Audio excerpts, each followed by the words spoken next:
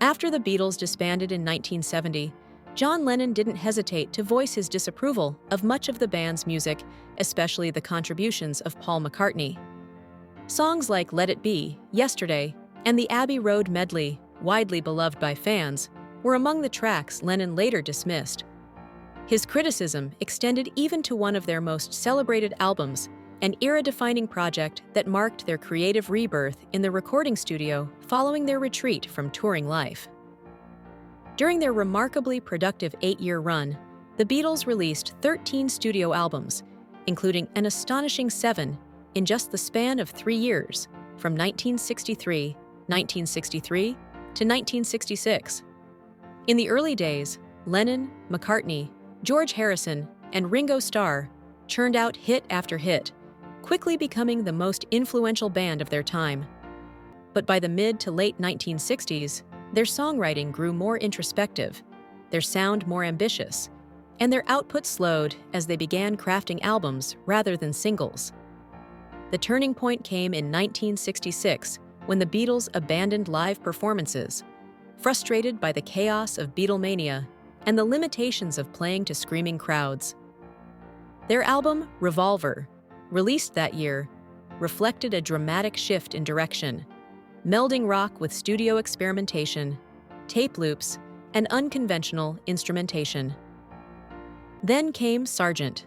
Pepper's Lonely Hearts Club Band in 1967, released during the Summer of Love.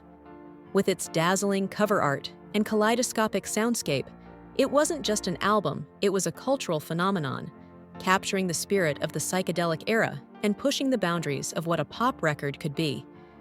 The concept behind Sgt. Pepper was largely Paul McCartney's brainchild, sparked by a flight of fancy during a plane ride.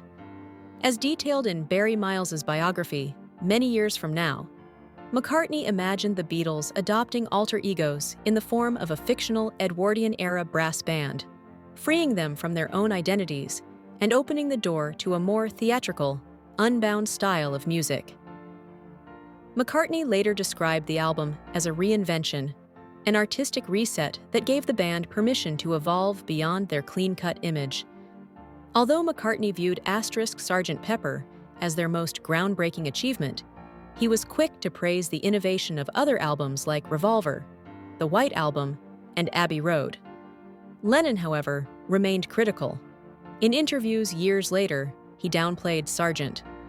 Pepper's impact, arguing that its elaborate production came at too great a personal cost, and calling parts of it disjointed or overly polished. Regardless of Lennon's mixed feelings, the public response told a different story. Sgt. Pepper was a triumph by any measure, going 18 times platinum in the UK and dominating global charts. It spent a staggering 27 weeks at #1 in the UK and 15 weeks at the top in the US, securing its legacy as one of the most influential and celebrated albums in the history of popular music.